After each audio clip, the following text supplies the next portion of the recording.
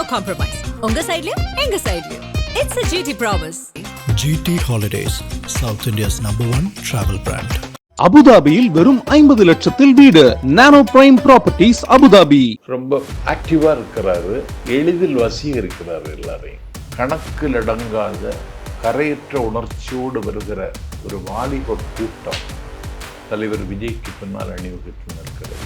திமுகவுக்கு இந்த கிரவுடு இல்லை இன்னைக்கு.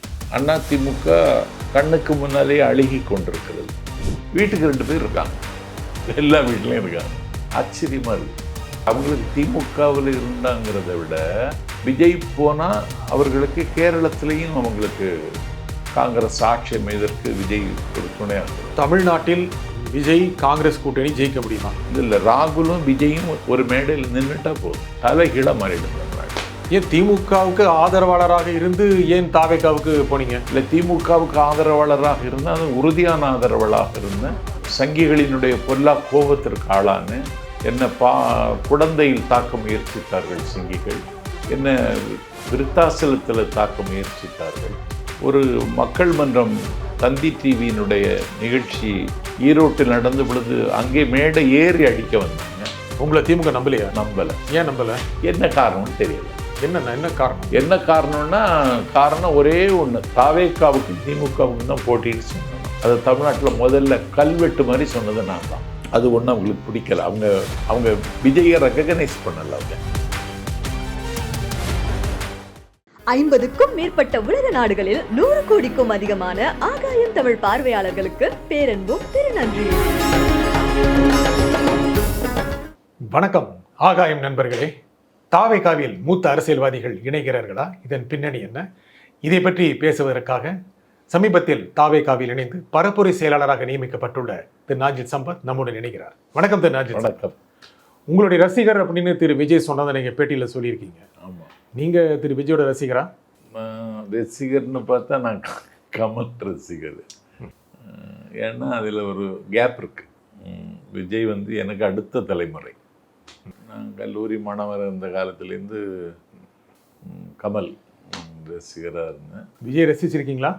விஜய் ரசிக்க ஆரம்பித்ததே காதலுக்கு மரியாதைன்னு ஒரு படம் பார்த்தேன். என்னிடத்தில் இருந்த காணாமல் போன காதல் மீண்டும் என்னிடத்தில் அரும்பியது அந்த படத்தை பார்த்ததுக்கு பிறகு. உறவு நம்ம வீட்டில் என்னுடைய மகன் மகள் எல்லோரும் விஜய் ரசிகர்களாக இருந்தாங்க. அதை தாண்டி ஒரு ரொம்ப ஆக்டிவாக இருக்கிறாரு, ஒரு எளிதில் வசீகரிக்கிறார் எல்லாரையும். நீங்கள் அரசியல்வாதியாக ஏன் ரசிச்சிங்க? அரசியல்வாதியாக ரசித்ததுக்கு காரணம், ஒரு மாற்று அரசியலுக்கான தேவை தமிழ்நாட்டில் கொஞ்சம் நாளாகவே இருக்கிறது. ஒரு 4 நூற்றாண்டு காலம், 30 ஆண்டுகளுக்கு மேலே இருக்குது. அதை இட்டு நிரப்ப வந்தவர்கள் எல்லாம் கெட்டு குட்டிச்சுவராகி போனார்கள். யாரை சொல்கிறீங்க? இட்டு நிரப்ப வந்தவர்கள் எல்லாம் கெட்டு குட்டிச்சுவராகி விட்டார்கள். ரஜினிகாந்த் அவர்களுடைய வாழ்த்துதலோடு கலைஞரோடு கைகோர்த்து கொண்டு கபில் செலம் கரப்பேம போனார். இந்திரா காந்தியினுடைய மெசஞ்சர், இந்திரா காந்தியினுடைய அம்பாசிடர், அந்த தகுதியுள்ள பெருமகன் தமிழ் மாநில காங்கிரஸை தொடங்கி 40க்கு மேற்பட்ட இடங்கள் சட்டமன்றங்களில் வென்று 20 நாடாளுமன்ற உறுப்பினர்களையும் பெற்று 2 மாநகராட்சிகளையும் கைப்பற்றி அப்படி ஒரு கட்சி வந்துச்சு. அந்த இடம் இட்டு நிரப்ப போகிறதுன்னு பார்த்தா அவருடைய செல்வ புதல்வன் வாயில்லா ஜீவன் அருமையன் GK வாசன் அதை தரை மட்டத்தில் கொண்டு வந்துட்டார். நீங்கள் திரு கலைஞர் கருணாநிதியோட பழகியிருக்கீங்க, அவரோட பயணம் பண்ணியிருக்கீங்க, அப்புறம் செல்வி ஜெயலலிதாவோட, திரு வைகோவோட, இந்த மாதிரி நீங்கள் ஒரு மூத்த அரசியல்வாதிகளோடு பயணம் சென்ற நீங்கள், திரு விஜய் ஒரு அரசியல்வாதிக மூத்த திரை பிம்பம், அவர் மிகப்பெரிய திரைக்கலைஞர், ஒரு அரசியலுக்கு புதியவர், அவரோடு சேர்ந்து பயணம் போகலாம் அப்படின்னு ஏன் நினச்சிங்க? அவரோடு சேர்ந்து பயணம் போகலான்னு நினச்சது ஒரு கணக்கில் அடங்காத கரையற்ற உணர்ச்சியோடு வருகிற ஒரு வாலிப கூட்டம் தலைவர் விஜய்க்கு பின்னால் அணிவகுத்து நிற்கிறது. இது 1965 அப்படி இருந்துன்னு சொல்லுவாங்க. நான் அது நம்ம அந்த தலைமுறையில் இல்லை. இன்னைக்கு அப்படி ஒரு கூட்டம் வந்திருக்கு. அந்த இளைஞர்களை ஆற்றுப்படுத்தவும் அவர்களை ஒரு லட்சியத்தின் பால் ஈர்ப்புள்ளவர்களாக மாற்றவும், அவர்கள் துரும்பாக இருந்தால் அவர்களை இரும்பாக்கவும், அவர்கள் இரும்பாக இருந்தால் அவர்களை ஆயுதமாக்கவும் எனக்கு ஒரு ஆசை. அதை செய்யணும்னு நான் ஆசைப்பட்டேன். நீங்கள் சொன்ன இந்த படிநிலைகள் இருக்கு இல்லையா, அந்த படிநிலைகள்லாம் அவருடைய தொண்டர்களுக்கு, ரசிகர்களுக்கு இருக்குன்னு நினைக்கிறீங்களா? நீங்கள் சொன்ன படிநிலைகள் தான். அவர்கள் இரும்பாக இருந்தால் அவர்களை ஆயுதமாக ஆக்கவும், அவங்க ஆயுதம் ஆவாங்களா? இரும்பா தான் இருக்காங்களா? ஆவாங்க. இன்னும் ஆகலைன்னு நினைக்கிறீங்களா? ஆகலைன்னு என்ன அர்த்தம்? ஆகலை, அதுக்கான சூழல் இல்லை, சமூக சூழல் அப்படி அவங்களுக்கு இல்லை. அவங்க ஒரு தம்பி விஜய ஒரு காதல் கொண்டவங்க. அவங்களுக்கு பெரிய குறிக்கோள் இல்லை. பல நாய்க்கழிந்த நாளும் பனிமலர் கோதை மார்தம் மேல நாய்க்கழிந்த நாளும் மெலிவிடு மூப்பு வந்து கோல நாய்க்கழிந்த நாளும் குறிக்கோள் இல்லாத கெட்டேன்னு பாடினார் அப்பர் சுவாமிகள்.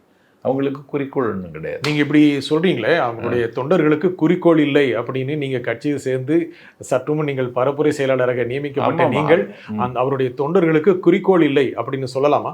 சொல்லலாம்.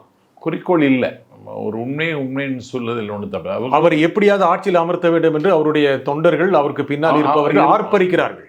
ஆமாம், அவரை ஆட்சியில் அமர்த்த வேண்டும் என்பது அவர்களது நோக்கம்தான். ஆனால் அந்த இலக்கை நோக்கி பயணிப்பதற்கான சூழல் இன்னும் வரல. அதை செய்வதற்கான காலம் இன்றைக்கு கனிந்து வந்திருக்கிறது. அது நீங்கள் சேர்ந்த பிறகுன்னு சொல்றீங்க? நான் சேர்ந்த பிறகு இல்லை, தம்பி விஜய் வெளியே வந்த பிறகு, வெளியே வந்ததுக்கு பிறகு, விக்கிரவாண்டிக்கு வந்த பிறகு, மதுரைக்கு வந்ததற்கு பிறகு, திருவாரூர், நாகப்பட்டினம், சமீபத்தில் நாமக்கல், கரூர் எல்லாம் வந்ததற்கு பிறகு அந்த அந்த வெள்ளம் கரை புரண்டு ஓடுவதை கண்ணால் கண்டு அந்த கூட்டத்தில் நானும் இல்லைங்கிற ஏக்கம் வரக்கூடிய அளவுக்கு அந்த கூட்டம் இருந்துச்சு. நானும் இல்லை அப்படின்னா? நானும் இல்லையேன்னு. நீங்களும் அந்த கூட்டத்தில் இல்லைன்னு அப்படின்னு ஒரு ஏக்கம் வந்துச்சு. நீங்க தான் சொன்னீங்க அந்த கூட்டத்துக்கு குறிக்கோள் இல்லை அப்படின்னு. இல்லை, அந்த கூட்டத்தில் அந்த நானும் இல்லைங்கிறது என்னுடைய அந்த அந்த அந்த அந்த கூட்டத்தை பார்த்து நான் வியந்ததனுடைய விளைவது. ஆனால் அந்த கூட்டம் நீங்கள் சொல்கிறீங்க அலை அடிக்குது, கரை புரளுதுங்கிறீங்க. இது அவரை கொண்டு போய் ஒரு முதலமைச்சர் நாட்களில் உட்கார வைக்குமா? வச்சிருவாங்களே. அந்த அளவுக்கு பலம் இருக்கா? பலம் இருக்க. இன்னும் ஒரு தேர்தல் கூட சந்திக்கவில்லை, இன்னும் ஒரு பெரிதாக கூட்டணி அமையவில்லை. அவருடைய தொண்டர் பலம் மட்டுமே அவரை ஆட்சியில் அமர்த்தக்கூடிய அளவுக்கு பலம் பொருந்தியதான்னு கேட்டால் திமுகவுக்கு இந்த க்ரௌடு இல்லை. இன்னைக்கு அண்ணா திமுக கண்ணுக்கு முன்னாலே அழுகி கொண்டிருக்கிறது. முதன்மை சக்தின்னு அறிவித்தது மட்டும் இல்லை, டெல்லி எஜமானர்களை கொள்கை எதிரிகள் என்றும், தமிழகத்தில் தர்பார் நடத்துகிற சீமான்களை அரசியல் எதிரி என்றும் அடையாளப்படுத்தி கொண்டு ஒரே நேரத்தில் 2 அரசுகளை எதிர்த்து போரிடுகிற அந்த துணிச்சல் இருக்கு பாருங்க, அவரை எங்கேயும் உயரத்தில் கொண்டு வச்சிருக்கு. இன்னைக்கு நீங்கள் சொல்கிறீங்க பெரிய கூட்டம் திரளுது, குறிக்கோள் இல்லாமல் இருக்குது, இந்த கூட்டம் அவரை ஆட்சியில் அமர்த்தி விடும். ஆனால் ஆட்சியில் அமர்த்திற்கு தெரியாததில் நீங்கள் மிக மூத்த அரசியல்வாதி, கிட்டத்தட்ட குறைந்தபட்சம் 35-40% ஓட்டு வேணும். அது திரு விஜய் கிடைக்குமா? வந்துடும் நினைக்கிறேன் நான். எப்படி வரும்? வீட்டுக்கு 2 பேர் இருக்காங்க, எல்லா வீட்லையும் இருக்காங்க. ஆச்சரியமாக இருக்கு. எப்படி சொல்கிறீங்க? எல்லாம் நீங்கள் சொல்கிறீங்க திமுக கூட்டம் வரலங்கிறீங்க, ஆனால் அவங்களுக்கான பேஸ் ஓட் பேங்க், அடிப்படை வாக்கு வங்கி நல்லாவே இருக்குது, பெரிய கூட்டணி இருக்குது. பல தேர்தல்கள் தொடர்ந்து கிட்டத்தட்ட 8 ஆண்டுகளாக ஜெயிச்சிட்டு இருக்காங்க. அந்த கூட்டணி அப்படி இருக்குன்னு சொல்ல முடியாதுல்ல. ஒன்றும் தெரியல, கிராக் வந்த மாதிரி தெரியல. இல்லை, நேற்றுக்கு நான் தலைவர் விஜய் சந்திக்கிறதுக்கு முன்னாடி ராகுலுடைய பிரதிநிதி ஒரு ஆள் பிரவீன் சக்கரவர்த்தி அவரை சந்தித்த பிறகு தான் நான் போய் சந்தித்தேன். அதனால் அந்த காங்கிரஸுக்குள்ள ஒரு கலகம் முளைத்து விட்டது. காங்கிரஸ் திமுக இருந்து வருமா என்ன? வந்தாக வேண்டிய நிலைமைக்கு அவங்க அந்த மனசுக்கு அவங்க வந்துட்டாங்க. கிரவுண்ட் லெவலில் பார்க்கும்போது, நிதர்சனமாக தரை லெவலில் பார்க்கும்போது அவங்க வருவாங்களாங்கிற சந்தேகம். ஏன்னா அவங்களுக்கு திமுகவில் இருந்தாங்கன்னா சீட்டு ஜெயிப்பாங்க, குறைஞ்சபட்சம் 5. அவங்களுக்கு திமுகவில் இருந்தாங்கிறத விட விஜய் போனால் அவர்களுக்கு கேரளத்திலையும் அவங்களுக்கு காங்கிரஸ் ஆட்சி அமைவதற்கு விஜய் ஒரு துணையாக இருப்பார். தமிழ்நாட்டை ஜெயிக்க முடியுமா? தெலுங்கானா, ஆந்திரா, கர்நாடகா எல்லா இடத்துலையும் விஜய்க்கு ரசிகர்கள் இருப்பாங்க. தமிழ்நாட்டில் விஜய் காங்கிரஸ் கூட்டணி ஜெயிக்க முடியுமா? இல்லை, ராகுலும் விஜயும் ஒரு மேடையில் நின்றுட்டா போதும், தலைகீழாக மாறிடும் தமிழ்நாடு. நிக்கல என்ன இல்லை, நின்னா தலைகீழாக மாறிடும். சரி, நீங்க சொல்றீங்க மாறிடும். ஏன்னா திமுகலேருந்து விலகி வருவதற்கு காங்கிரஸ் அதிக அளவுக்கு சிந்திக்கும், அதிக அளவுக்கு ரொம்ப ரொம்ப ரொம்ப சிந்திக்கவும் வேண்டும். ஏன்னா அவங்களுக்கு நன்றி உணர்ச்சியோடு திமுகவுக்கு இருக்க வேண்டிய கடமை இருக்கிறது. ஏன்னா ஒரு ராஜ்யசபா வருகிற பொழுது அண்ணன் சிதம்பரத்திற்கு பெருந்தன்மையோடு கொடுத்தார் அண்ணன் ஸ்டாலின். அதில் விட்டு விலகுவான்னு சொல்ல முடியாது. அது தவிர இந்தியா கூட்டணிக்கு ராகுல் காந்தி முகமாக இருந்தால் அண்ணன் ஸ்டாலின் முகவரியாக இருக்கிறார். அப்போனா பிரிக்க முடியாத இருக்கதான் இருக்கு. ஆனால் அரசியல் சம்பவங்களின் விளையாட்டு, எப்போ என்ன நடக்கும்னு தெரியாது. நீங்க கூட தாவேக்காவை சேருவீங்களா அப்படின்னு யாரும் எதிர்பார்க்கவே இல்லையே. நானும் அதை எதிர்பார்க்கலையே. அப்படி ஒரு கனவு கூட காணலையே. ஏன் திமுகவுக்கு ஆதரவாளராக இருந்து ஏன் தாவேக்காவுக்கு போனீங்க? இல்லை, திமுகவுக்கு ஆதரவாளராக இருந்தேன், அது உறுதியான ஆதரவாளராக இருந்தேன். சங்கிகளினுடைய பொல்லா கோபத்திற்கு ஆளான என்னை குடந்தையில் தாக்க முயற்சித்தார்கள் சங்கிகள், என்னை விருத்தாசலத்தில் தாக்க முயற்சித்தார்கள். ஒரு மக்கள் மன்றம் தந்தி டிவியினுடைய நிகழ்ச்சி ஈரோட்டில் நடந்த பொழுது அங்கே மேடை ஏறி அடிக்க வந்தாங்க. நான் இவ்வளவு அடி வாங்கவும் ஆபத்தில் சிக்கி கொள்ளுகிற நிலையில் நான் இந்த பிரச்சாரம் செய்த பிறகு கூட ஷேக்ஸ்பியர் ட்ராமாவில் கிங் லியர்னு நினைக்கிறேன், இதயத்தை வாய்வழியாக பிளந்து காட்டினாலும் அவர்கள் நம்ப தயாரில்லைன்னு சொல்லுவாங்க. உங்களை திமுக நம்பலையா? நம்பலை. ஏன் நம்பலை? என்ன காரணம்னு தெரியல. என்ன காரணம்? என்ன காரணம்னா, காரணம் ஒரே ஒன்று, தாவேக்காவுக்கும் திமுகவுக்கும் தான் போட்டின்னு சொன்னேன் நான். அது தமிழ்நாட்டில் முதல்ல கல்வெட்டு மாதிரி சொன்னது நான் தான். அது ஒன்றும் அவங்களுக்கு பிடிக்கல. அவங்க விஜயை ரெக்கக்னைஸ் பண்ணலை. நீங்கள் ரெக்கக்னைஸ் பண்ணீங்க? இப்போ நான் பண்ணினேன். நான் உண்மையை ரெக்கக்னைஸ் பண்ணுங்க என்ன இருக்குது? அதுக்கு நான் திமுகவோட அனுமதி வாங்கணுமா? திமுக ஆதரவாக இருக்கீங்க. திமுக ஆதரவாக தான் இருக்கேன். உங்கள் பின்னணியில் திமுக இருந்துச்சு கடந்த 6 ஆண்டுகளாக. ஆமாம். நீங்கள் அண்ணா திமுக வந்து விலகி திரு டிடிவி தினகரனோடு கட்சி இல்லாமல் கூட பயணம் செய்த பிறகு நீங்கள் திமுக ஆதரவாளரவே இருந்தீங்க. அப்படி இருந்து திமுக ஒரு நிலைப்பாடு இருந்து முரண்பட்டு நீங்கள் பேசுவது திமுக எப்படி எதிர்க்கும்? திமுகவுக்கு நிலைப்பாட்டில் நான் இருக்க முடியாதுங்க. நான் கடந்த நவம்பர் மாதம் 4ஆம் தேதி திருவாவடுதுறைக்கு பக்கத்தில் திருமூலர் குரு பூஜை விழாவில் பேசிட்டு வர்றேன். திமுக நிலைப்பாடு அது ஒத்துக்குமா? நான் ஒரு 13 நாள் பெரிய புராணம் சொற்பொழிவாற்றினேன் விராலிமலையில். திமுக அங்கீகரிக்குமா?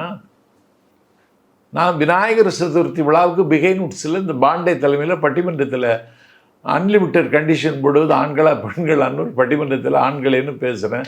திமுக இதை ஒத்துக்கிடுமா? திமுக முரண்பட்டே இருந்திருக்கீங்க. அப்படி இல்லை, இதுதான் என்னுடைய இயல்பு. அதில் எதுக்கு அவங்கள்ட்ட போய் நிற்கணும்? அவங்கள்ட்ட ஏன் போய் அனுமதி கேட்கணும்? நிற்கணும்னா இல்லை, அவங்கள்ட்ட போய் இதுக்கெல்லாம் அனுமதி கேட்கணும், நிற்கணும்? அவங்கள்ட்ட போய் வாசலில் போய் எதுக்கு? நம்ம பாட்டு சுதந்திரமாக இயங்கணும் அப்படின்னு சுதந்திரமாக இயங்கிட்டு இருந்தேன். அதில் ஒரு கருத்து சொன்னேன். அந்த டெல்லி சுப்ரீம் கோர்ட் கரூர் துயரத்திற்கு சிபிஐ என்கொயரி விஜய் கேட்டதற்கு பிறகு அவங்க கொடுத்துட்டாங்க. குமுதம் தமிழில் இருந்து எங்கிட்ட அலைபேசியில் கேட்குறாங்க. சோஷியல் மீடியாவில் ஆக்டிவாக இருக்கிற ஒரு பர்சனாலிட்டி தான். இது திமுக யாருக்கும் இல்லை. ஆனால் எந்த ஒரு அமைப்பை சார்ந்திருந்தாலும் அவர்களுடைய கோட்பாடுகளை பின்பற்றி நடக்க வேண்டியது கடமை தானே. அமைப்பில் இருந்தா நான் அமைப்பில் இல்லையே. ஏன் திமுக சேர்த்துக்கல உங்களை? நான் சேரல, அவங்க சேர்த்துக்கிட்ட தயாராக தான் இருந்தாங்க. நீங்கள் தான் சேரல? நான் தான் சேரல. அப்படி இருந்தால் நீங்கள் தாவேக்காவுக்கு போகலாம், தாவேக்காவில் போய் இப்போ ஒரு பொறுப்பு வாங்கலாம். நீங்கள் சேர்ந்தபோது பொறுப்பை எதிர்பார்த்து போகல, உங்களுக்கு பொறுப்பு கொடுத்துருக்காங்க, பரப்புரை செயலாளர்னு பொறுப்பு கொடுத்துருக்காங்க, அதில் போகலாம். நிறைய இளைஞர்கள் நிறைந்த கட்சி. அவரே அரசியலுக்கு பொறுத்தவரை இளைஞர் தான். 50 வயது என்பது அரசியலுக்கு இட வயது தான். அவரை சுற்றி இருப்பவர்களுடைய தொண்டர்கள், அவருக்கு பின் வருபவர்கள் எல்லோருமே இளைஞர்கள் தான். அப்படி இருக்கும்போது ஒரு மூத்த அரசியல்வாதியாக நீங்கள் அவரோடு போகலாம் அப்படின்னு என்ன காரணம் நீங்கள் போனதுக்கு? என்ன காரணம்? முதல்ல இவங்க என்ன அவமதிச்சது? திமுக என்னை அவமதிக்க வேண்டிய அவசியம் இல்லை. ஏன்னா என்ன என் போக்கிலே விட்டுறணும். ஏன்னா நான் வைகோவிட்ட இருந்த பொழுதும் ஜெயலலிதாவின் தலைமையில் இயங்கிய பொழுதும் எனக்கு நியூயார்க்கு டிரான்ஸ்லேஷன் ஆஃப் தமிழீழம் அந்த கான்ஃபரன்ஸுக்கு அழைப்பு வருது. தம்பி பிரபாகரன் கூட இருந்த ருத்ரகுமாரன் எனக்கு அழைப்பு எடுக்கிறார். நான் அவர்கிட்ட கேட்டேன், நான் ஜெயலலிதாட்ட இருக்கிறது தெரிஞ்சு தான் என்னை கூப்பிடுறீங்களா அப்படின்னு கேட்டேன். அவர் சொன்னார், அவங்கள்ட்ட சொல்லிகிட்டே வாங்க, எங்களுக்கு கருணாநிதியை விட ஜெயலலிதாவை தான் பிடிக்கும்னாங்க. இந்த அம்மாட்ட சொல்லிகிட்டே வாங்கினேன், இந்த அம்மாட்ட எப்படி போய் கேட்குறது அப்படின்னு நினச்சிட்டு அதிகம் படிக்க மாட்டாங்க அவங்க. கொஞ்சம் ரெண்டு மூணு வரியில் எதை சொல்ல வேண்டிய சொல்லிடணும். நாடு கடந்த தமிழீழ அரசவையில் உரையாற்ற நியூயார்க்கிலிருந்து அழைப்பு வந்திருக்கிறது. கலந்து கொள்ள ஆர்வமாக இருக்கிறேன். கட்டளைக்கு காத்திருக்கிறேன். தங்கள் கட்டளைக்கு காத்திருக்கிறேன். கொடுத்தேன். 5 மணிக்கு வர சொன்னாங்க. போனேன். பார்த்தேன் லெட்டர். சம்பத், கட்டளைக்கு காத்திருக்கிறேன், கலந்து கொள்ள ஆர்வமாக இருக்கிறேன்னு போட்டிருந்தீங்க. கட்டளை இடாட்டாலே நீங்கள் போவீங்க, ஐ ஆம் ரைட்டுன்னு கேட்டாங்க. இல்லை சரியாக புரிஞ்சவங்க அவங்க. இல்லைம்மா, நான் அப்போ ஏன் உங்களுக்கு லெட்டர் எழுதணும்னு கேட்டேன். சம்பத், உங்கள் டேஸ்ட் என்ன, உங்கள் வாணி என்ன, நீங்கள் எதுக்கு என் கூட இருக்கிறீங்க, நான் முதலமைச்சருங்கிறதுனால இருக்கிறீங்களா, அதெல்லாம் ஒன்றும் கிடையாது. உங்களுக்கு அதுதான் பெருசு. இன்னைக்கு நியூயார்க்குக்கு போகிறது தான் உங்கள் லட்சியம். நான் சொல்லாட்டாலே நீங்கள் போவீங்க, போய் அங்கே போய் பேசுவீங்க. உங்களுக்கெல்லாம் மீனம்பாக்கத்தில் ஒரு பிளாட்ஃபார்ம் போட்டிருக்கான். நீங்கள் அங்கே போய், நான் ஜெயலலிதாட்ட அனுமதி கேட்டேன், அவள் தரல, நான் போயிட்டு பேசிட்டு வந்துட்டேன்னு அங்கே நின்று பேட்டி கொடுப்பீங்க. நான் உங்களை கட்சியை விட்டு நீக்கணும், இந்த ஆப்ரேஷனுக்கெல்லாம் நான் தயார் கிடையாது, நான் தமிழ் ஈழத்துக்கு சப்போர்ட்டர், டெரரிசத்துக்கு நான் எதிரி, இட் இஸ் மை ஸ்டாண்ட், இதை புரிஞ்சுக்கிடுங்க, போயிட்டு வாங்க. எந்த வார்த்தையை எங்கே காயின் பண்ணணுங்கிறது தெரிஞ்ச ஒரே ஆள் தமிழ்நாட்டில் நீங்கள் தான். நாங்கள் பேசிட்டு வாங்க சம்பத், வாழ்த்துக்கள் அப்படின்னாங்க. நான் போய் பேசிட்டு ஒரு சுதந்திர தேவி சிலை அவங்களுக்கு கொடுக்கறதுக்குன்னு தந்தாங்க. அந்த ரெசல்யூஷனை என்கிட்ட கொடுத்து அம்மாட்ட கொடுங்கன்னு சொன்னாங்க. நான் கொண்டு கொடுத்தேன். ஃபென்டாஸ்டிக் ஸ்பீச், எக்ஸலன்ட் ஸ்பீச், இவ்வளவு டிப்ளமேட்டிக்காக உங்களை தவிர யாரும் பேச முடியாது அப்படின்னு சொல்லி பாராட்டினாங்க. நீங்கள் எதிர்பார்க்குற சுதந்திரம் இந்த கட்சியில் இருக்குமா தாவேக்கால? அது நேற்றை சொல்லிட்டேன். நான் உங்களுக்கு சுதந்திரம் வேணும் அப்படின்ட்டீங்க. ஆமாம். இல்லை, நான் கோவிலுக்கு போவேன், கோவிலுக்கு போய் பேசுவேன். நான் மீலாது விழாக்கள், இஸ்லாமிய மேடைகளை அலங்கரிப்பேன். நான் கிறிஸ்மஸ் வருது, என்னை கிறிஸ்மஸ் விழாவுக்கு கூப்பிடுவாங்க, போவேன். நான் காலேஜுக்கு போவேன். நான் ரோட்டரி லைன்ஸ் ஜேசிஸில் கூப்பிடுவாங்க, போவேன். நான் எவ்வளோ கட்டுப்பாடாக திரு விஜய் கிட்ட நீங்கள் வச்சிங்க? இல்லை எவ்வளோ நிபந்தனையா? ஆமாம். இல்லை நிபந்தனை இல்லை, இப்படியெல்லாம் போவேன். இதுதான் என்னுடைய லைஃப் ஸ்டைல். இதில் என் சுதந்திரத்தில் தலையிடக்கூடாது எச்சரிச்சிங்களோ? இதில் ஏதாவது ரெஸ்ட்ரிக்ட் இருக்கா தம்பின்னு கேட்டேன். நான் தம்பின்னு கூப்பிடவா தலைவனை கூப்பிடவான்னு தெரியலன்னா. இப்போ கூட சொல்ல மாட்டேங்கிறீங்களே நீங்கள், உங்கள் தலைவரே தம்பின்னு கூப்பிடுறீங்களே. இல்லை, தலைவரான்னு கூப்பிடவா தம்பின்னு கூப்பிடன்னு தெரியலை அப்படின்னு சொன்னேன். தம்பின்னே கூப்பிடுங்கன்னா அதே எனக்கு சோகமாக இருக்குன்னாரு. இல்லை, அப்போ பக்கத்தில் இருந்த இவர் ஆதவ் அர்ஜுனாவும் ஆரோக்கியம் ஜான் ஆரோக்கியம், ஜான் ஆரோக்கியம் தலைவர்னு பிளாட்ஃபார்மில் தலைவர்னு தான் சொல்லணும். அப்போன்னா அவருக்கு இன்னொரு மைலேஜ் கிடைக்கும். நீங்கள் ஒரு சில்வர் டங் ஆரேட்டர் மாதிரி, அதனால் அப்படி சொல்லுங்கள். நேரில் நீங்கள் தலைவர்கிட்ட பேசும்பொழுது தம்பின்னு சொல்லல ஒன்றும் இல்லை அப்படின்னாங்க. அதெல்லாம் ஒன்றும் இல்லை, அவங்க விருப்பம் போல் நீங்கள் இயங்குங்கண்ணா, எனக்கு அதெல்லாம் ஒன்றும் இல்லைன்னா. No compromise. உங்க சைடுலயும் எங்க சைடுலயும். It's a GT promise. GT Holidays, South India's #1 travel brand. அபுதாபியில் வெறும் 50 லட்சத்தில் வீடு. நானோ பிரைம் ப்ராப்பர்ட்டிஸ் அபுதாபி.